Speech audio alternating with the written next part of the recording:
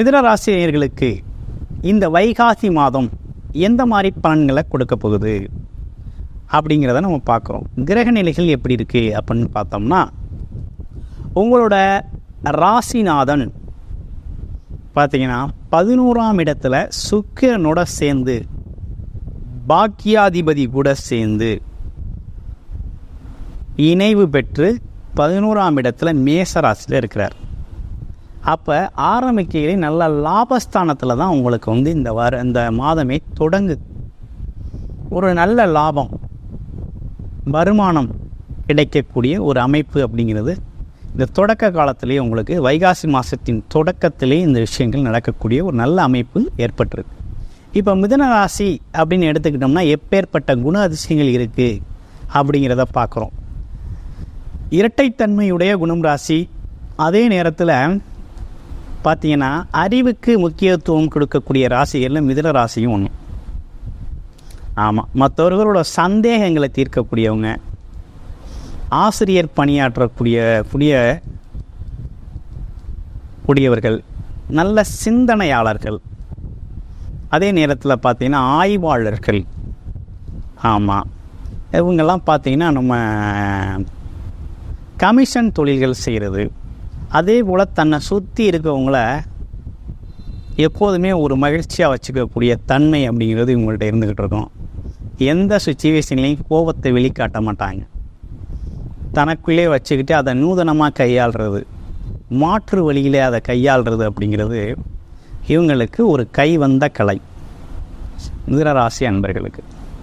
இப்போ மிதுனராசி அன்பர்களை பொறுத்த வகையில் இந்த மாதம் எப்படின்னா ஆரம்ப காலம் தொடக்கத்திலே எப்படி இருக்குது அப்படின்னு பார்த்தோன்னா 11ஆம் இடத்துல லாபஸ்தானத்தில் அமர்ந்திருக்கிறார்.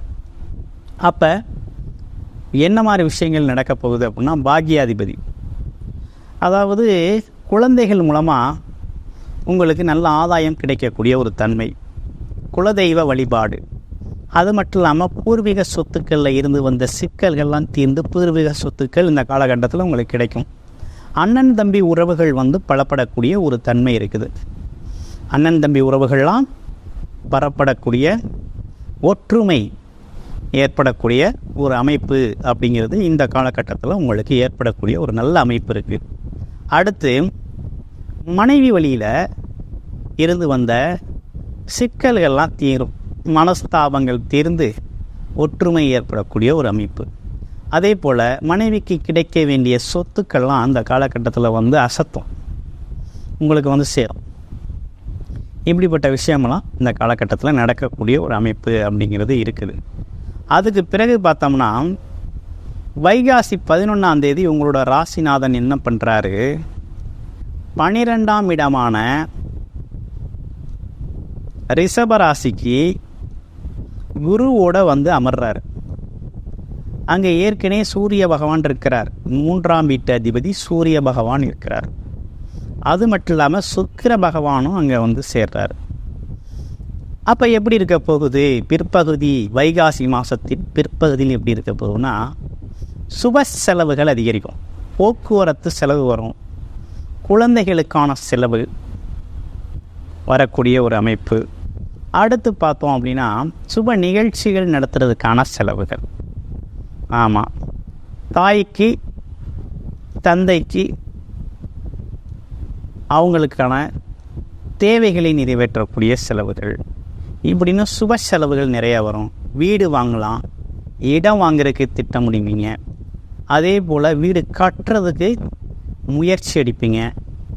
இந்த காலகட்டத்தில் வீடு கட்டுறதுக்கு ஒரு நல்ல அமைப்பு ஏற்பட்டிருக்கு. வீடு கட்டலாம், வண்டி வாகனங்களை மாற்றுறது, புது வண்டி வாகனங்களை வாங்குறது, இப்படிப்பட்ட அமைப்பெல்லாம் ஏற்படும். ஒரு காலி இடமாவது வாங்கக்கூடிய ஒரு அமைப்பு அப்படிங்கிறது இந்த காலகட்டத்தில் உங்களுக்கு வருது. ஃப்ளாட் வாங்குறது, அந்த அமைப்பு உங்களுக்கு ஏற்படுது. அடுத்து பார்த்தோம் அப்படின்னு கேட்டிங்கன்னா 4ஆம் இடத்து கேதுவை பார்த்தீங்கன்னா குரு பகவான் பார்க்குறார். அது மட்டும் இல்லாமல் அங்கே ராசிநாதனும் சேர்ந்திருக்கிறார். அப்போ பாருங்கள், தாயோட உடல் ஆரோக்கியம் மேம்படும், தாயோட அன்பு,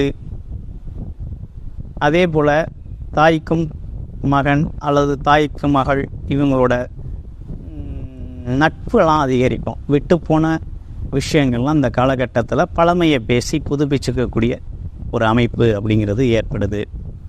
இடம் வாங்குவீங்க, இந்த அமைப்பு ஏற்படுது. இந்த மாதிரி விஷயங்கள்லாம் நிறைய விஷயங்களை இந்த காலகட்டத்தில் நீங்கள் சாதிச்சுக்கலாம். அடுத்து பார்த்தோம் அப்படின்னா, உங்களோட இடத்துலேருந்து 6ஆம் இடம், 6ஆம் வீட்டு அதிபதி அவர் யார்? செவ்வாய் ஆட்சி பலம் பெற்று 11ல் இருக்கிறார். அப்போ இந்த காலகட்டத்தில் என்ன நடக்கும் அப்படின்னா, வேலையில் உத்தியோகத்தில் உங்களுக்கு இருந்து வந்த சிரமங்கள்லாம் தீர்ந்துடும். ஒரு அதிரடியான ஒரு துணிச்சல் ஏற்படும். அது மட்டும் இல்லாமல் உங்களுக்கு ப்ரமோஷன் கிடைக்கக்கூடிய ஒரு அமைப்பு இருக்குது. ஆமாம், ப்ரமோஷன் கிடைக்கும். உங்களோட பேச்சுக்கு மரியாதை இருக்கும். நீங்கள் சொல்கிறத கேட்பாங்க. மேலதிகாரிக்கும் உங்களுக்கும் ஒரு இணக்கமான உறவு ஏற்படக்கூடிய ஒரு தன்மை இருக்குது. அதே போல் மூத்த சகோதரர் உங்களுக்கு உதவி செய்வாங்க. சுப செலவுகளுக்காக நீங்கள் பேங்கில் லோன்லாம் அப்ளை பண்ணியிருந்தீங்கன்னா அந்த காலகட்டத்தில் உங்களுக்கு லோன் கிடைக்கும். ஆமாம், இப்படிப்பட்ட விஷயங்கள்லாம் நடக்கும். நிதி நிறுவனங்கள்லேருந்து வேறு எதுவும் 3-4 வருமானங்களை உருவாக்குறதுக்காக முதலீடு முறைகள்லாம் உங்களுக்கு தெரிய வரும். இந்த மாதிரி விஷயங்கள்லாம் அந்த காலகட்டத்தில் உங்களுக்கு வரக்கூடிய ஒரு அற்புதமான விஷயமா இருக்குது. அடுத்து பார்த்தோம் அப்படின்னு கேட்டிங்கன்னா, 9ஆம் இடத்துல சனி பகவான் இருக்காது. தந்தையோட உடல் ஆரோக்கியம் விஷயங்களில் கொஞ்சம் கவனமாக இருக்க வேண்டிய காலகட்டமாக இந்த காலகட்டம் இருக்குது. அதே நேரத்தில் பாக்கியஸ்தானத்தில் சனி பகவான் இருக்கிறது அப்படிங்கிறது பார்த்திங்கன்னா, குலதெய்வ வழிபாடுகளை அதிகப்படுத்தக்கூடிய ஒரு காலகட்டமாக இந்த காலகட்டம் உங்களுக்கு அமையுது. 10ஆம் இடத்து ராகு என்ன பண்ணுறார் அப்படின்னு கேட்டிங்கன்னா, பல தொழில் வாய்ப்புகளை இந்த காலகட்டத்தில் உங்களுக்கு கொண்டு வருவார். கமிஷன் தொழில்கள் நிறைய கிடைக்கும். ஒப்பந்தங்கள் நிறைய காணக்கூடிய ஒரு அமைப்பு இருக்குது. அது மட்டும் இல்லாமல் வெளிநாட்டு தொடர்புகளை ஏற்றுமதி இறக்குமதி செய்யக்கூடிய பொருட்களுக்கு வெளிநாடு தொடர்புகள், வெளிமாநில தொடர்புகள்லாம் அதிகப்படுத்தக்கூடிய ஒரு தன்மை அப்படிங்கிறது ஏற்படுது. இந்த குரு பயிற்சிக்கு அப்புறம் அந்த விஷயங்கள்லாம் உங்களுக்கு ஏற்படும். அப்போ தொழிலில் நல்லாயிருக்கும், வேலை நல்லாயிருக்கும், வருமானம் நல்லா வரக்கூடிய ஒரு அமைப்பு இருக்குது. அப்போ இந்த காலகட்டம் அப்படிங்கிறது நீங்கள் இந்த காலகட்டத்தை பயன்படுத்தி முன்னேறதுக்கு ஒரு அற்புதமான காலகட்டமும் அந்த காலகட்டம் இருக்குது. இந்த காலகட்டத்தில் உங்களோட ஜீவசாதகத்தை என்ன தசாபுத்தி நடக்குது, சாதகமாக இருக்கா அப்படிங்கிறதெல்லாம் பார்த்துட்டு அதுக்கேற்றா போல் முயற்சி எடுங்க. நல்லபடியாக சக்ஸஸ் பண்ணலாம். வெற்றி பெறக்கூடிய ஒரு நல்ல மாதமாகத்தான் இந்த மாதம் உங்களுக்கு அமைஞ்சிருக்கு. அடுத்து உங்களோட நட்சத்திரங்களுக்கு என்ன விதமான பலன்கள் இருக்குது அப்படிங்கிறத பார்க்குறோம். இப்போ மிருகசீர நட்சத்திரத்துக்கு எப்படி இருக்கும்? மிருகசீரம் அப்படின்னாலே எதையும் துணிச்சலோடு செய்யக்கூடிய ஒரு நட்சத்திரம். அது மட்டும் இல்லாமல் அந்த நட்சத்திரத்தில் பிறந்தவங்களுக்கெல்லாம் தன்னம்பிக்கை ஜாஸ்தி. ஆமாம், எப்பேற்பட்ட சூழ்நிலையும் தனக்கு சாதகமாக மாற்றக்கூடிய திறன் வாய்ந்தவர்கள். அவங்களுக்கு இந்த காலகட்டம் எப்படி இருக்குது அப்படின்னு பார்த்தோம்னா, நிகர லாபம் கிடைக்கக்கூடிய காலகட்டம், உழைப்பில்லா வருமானம் வரக்கூடிய காலகட்டம், எல்லாமே கமிஷன் சார்ந்து பேச்சால வருமானம் வரக்கூடிய ஒரு நல்ல காலகட்டமாக இந்த காலகட்டம் இருக்குது. ஆமாம், ஒப்பந்தங்கள் நிறைய கிடைக்கும். ஆமாம், நல்ல வருமான வாய்ப்புகள் கதவை தட்டும். அதே போல் அரசு சார்ந்த உதவிகள் கிடைக்கக்கூடிய அம்சம் இருக்குது. அடுத்து பார்த்தோம், திருவாதிரை நட்சத்திரத்துக்கு எப்படி இருக்க போகுது அப்படிங்கிறத பார்க்க போகிறோம். திருவாதிரை நட்சத்திரத்தை பொறுத்த வகையில் பல தொழில் வாய்ப்புகள் அமையும். அதே நேரத்தில் புதிய ஒப்பந்தங்கள் கைகூடும். ஆமாம், டாக்குமெண்டேஷன் விஷயங்கள்லாம் கொஞ்சம் கவனமாக இருக்கணும், மற்றபடி வேற ஒன்றும் இல்லை. ஆமாம், இந்த காலகட்டத்தில் கண்டிப்பாக உங்களுக்கு வேலை தொழில் மாற்றம் ஏற்பட்டு நல்லா செட்டில் ஆகக்கூடிய ஒரு நல்ல அமைப்பு இருக்குது. நீங்கள் நினச்ச மாதிரி ஒரு நல்ல வேலை கிடைக்கக்கூடிய ஒரு அமைப்பு அப்படிங்கிறது இந்த காலகட்டத்தில் இருக்குது. ஆமாம், நிறைய பேர் உங்களுக்கு உதவி செய்வாங்க. உதவி அப்படின்னு கேட்குற இடமெல்லாம் கிடைக்கும். அப்படிப்பட்ட விஷயமா அமைஞ்சிருக்கு. அடுத்து புனர்பூசம் நட்சத்திரம் அவங்களுக்கு எப்படி இருக்குது அப்படின்னு பார்ப்போம்.